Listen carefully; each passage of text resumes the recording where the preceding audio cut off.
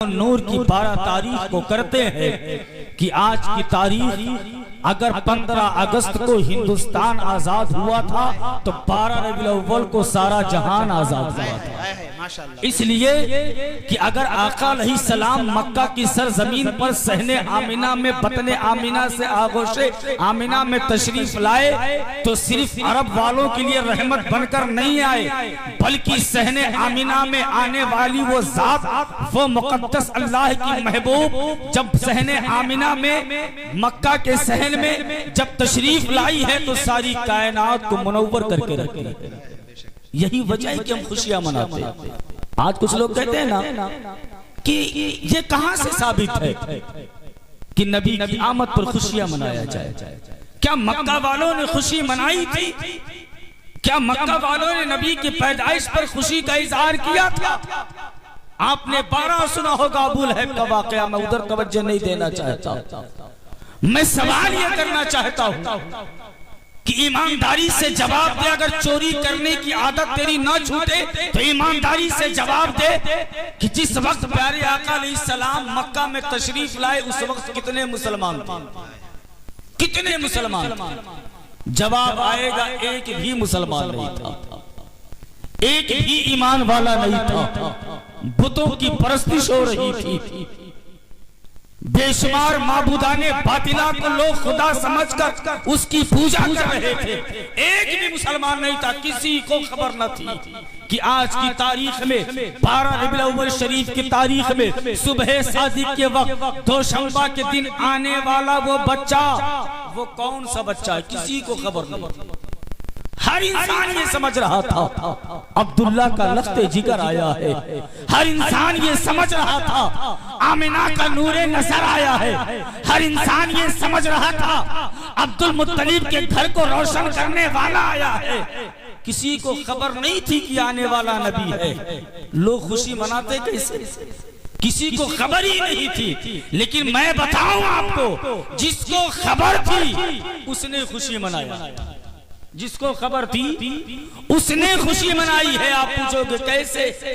इंसानों को खबर ना थी, लेकिन जब आका की आमद हुई ना, सुबह सवेरे तमाम मक्का वाले जब उठे तो देखा हवाएं महक रही हैं, हवाएं महक रही हैं। आज हवाएं बड़े खूबसूरत अंदाज में चल रही हैं। एक खुशबू है जो पूरे फिजाओं को मुअत्तर किए हुए है। पता ये चला, इंसान को खबर ना थी कि आने वाला कौन है, हवाएं जानती थी कि आज जो आया है वो तो महबूबे खुदा है। इस वजह से हवाएं अपने अंदाज में नबी की आमद की खुशियां मना रही। बेशक तमाम अहले मक्का इकट्ठा थे।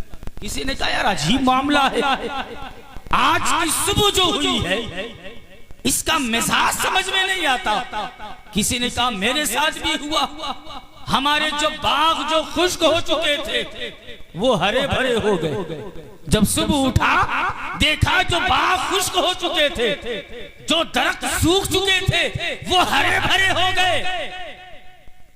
लोग कहते किसी ने खुशियां नहीं मनाई, जिसको नहीं खबर थी उसने नहीं बनाई, मगर दरख्त जानता था आज आने वाला कोई आम जात नहीं है, वो जात है जब इशारा करेगा तो मैं उसके कदमों में झुकती हुई नजर आऊंगी।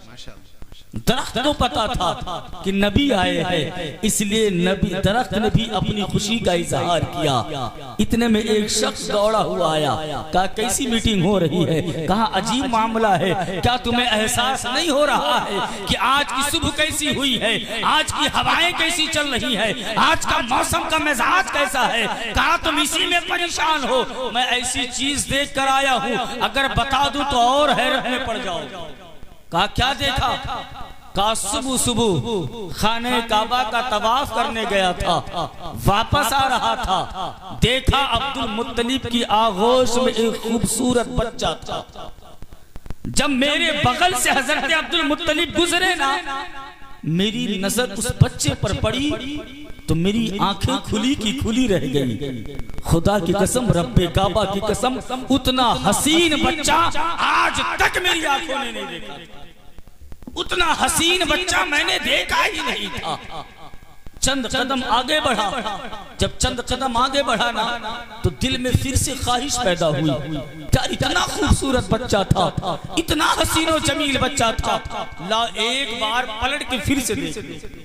लेकिन जैसे ही चंद कदम चलने के बाद फिर से पलट के देखना चाहा ना, बच्चे पर नजर पड़ी और बच्चे से नजर हटी तो खाने काबा पर पड़ी। कभी बच्चे को देख रहा हूँ, कभी खाने काबा को देख रहा हूँ, कभी बच्चे को देख रहा हूँ, कभी खाने काबा को देख रहा हूँ। लोगों ने पूछा ऐसा तूने क्यों किया? कहा इसलिए कि मैं फैसला नहीं कर पा रहा था, बच्चे को देख रहा था तो ऐसा लग रहा था अब्दुल मुत्तलिब बच्चे को लेकर खाने काबा की तरफ बढ़ रहे हैं, लेकिन जब खाने काबा को देख रहा था तो ऐसा मालूम हो रहा था खाने काबा उस बच्चे की तरफ बढ़ता हुआ चला आ रहा है। सरकार आला हजरत फरमाते हैं हाजियों आओ शहंशाह का रोजा देखो, काबा तो देख चुके, काबे का काबा। हाय माशाअल्लाह। तुम इसी में पता ये चला इंसान को नहीं पता था कि आने वाला कौन आया, मगर काबा खूब जानता था कि जो आज आया है ना वो कोई आम बच्चा नहीं है, बल्कि मुझे बुतों से पाक करने वाला आया हुआ है। तो जिसे खबर थी उसने खुशी का इजहार किया, जिसे खबर नहीं थी कि ये नबी है वो खामोश रहा। अल्हम्दुलिल्लाह हमें पता है 12 रबीउल अव्वल की तारीख में आने वाला कोई आम जात नहीं है, महबूबे परवरदिगार है, नायबे परवरदिगार है, मालिके कायनात है, जिसके कब्जे में कायनात का निजाम है, उस नबी मोहतरम की आमद हुई है, इसलिए हम खुशी का इजहार कर रहे हैं। नारे रिसालत, जश्न ईद मिलादुन नबी, नारे तकबीर। माशाअल्लाह, ये तकाज़े मोहब्बत है।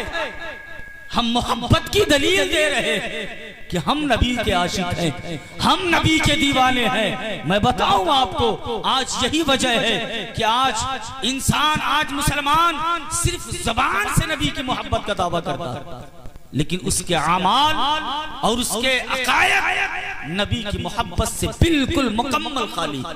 आज यही वजह है कि आज जिसे पाकी और नापाकी की तमीज नहीं है वो भी नबी की शान में गुस्ताखियां करता नजर आ रहा है। जिसे पाक होना नहीं आता है, जिसे कोई तमीज नहीं है, आज ऐसा बदबख्त भी, ऐसा खिलाफुन नार और खिलाफुन दुनिया भी ऐसा है जो आज दुनिया की शोहरत पाने के लिए पैगंबर इस्लाम की शान में गुस्ताखियां कर रहा है। और ये मुसलमान जो अपने आप को आशिक रसूल कहता है, 12 रबीउल अव्वल की तारीख आएगी, हमारा ये नौजवान आगे बढ़कर ऐसा नारा लगाएगा कि गला बैठ जाएगा। शाम होगी लोगों से कहता फिरेगा जुलूस में नारा लगाया आवाज बैठ गई। मेरे भाई आवाज बिठाने की जरूरत नहीं है, अपने किरदार को उठा लो, अपने मोहब्बत को उठा लो, अपने अकीदे को उठा लो। गला फाड़ भी दोगे तो कोई फायदा नहीं। नबी की शान में गुस्ताखियां हो रही है, ईमानदारी से बताओ तुम्हारे दिल में कितनी तकलीफ हुई, कितनी तकलीफ हुई? क्या एक लफ्ज भी हमारी जुबान से निकला? क्या एक लानत भी हमने उस गुस्ताख पर भेजी?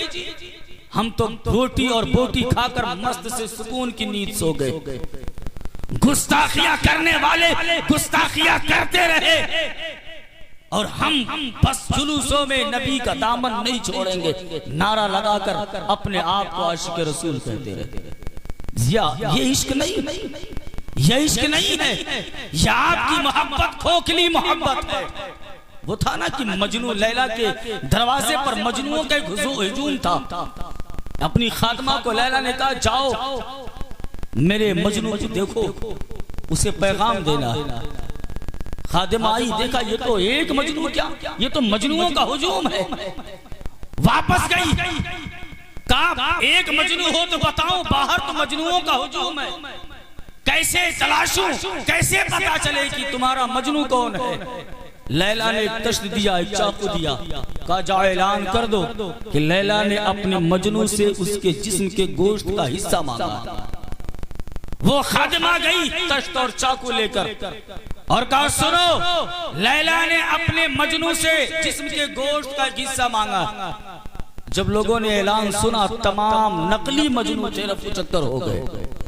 जो मजनू था लैला का वो लड़खड़ाते हुए सामने आया, कहा जाओ मेरी लैला से पूछ लो उसे जिस्म के किस हिस्से का गोश्त चाहिए।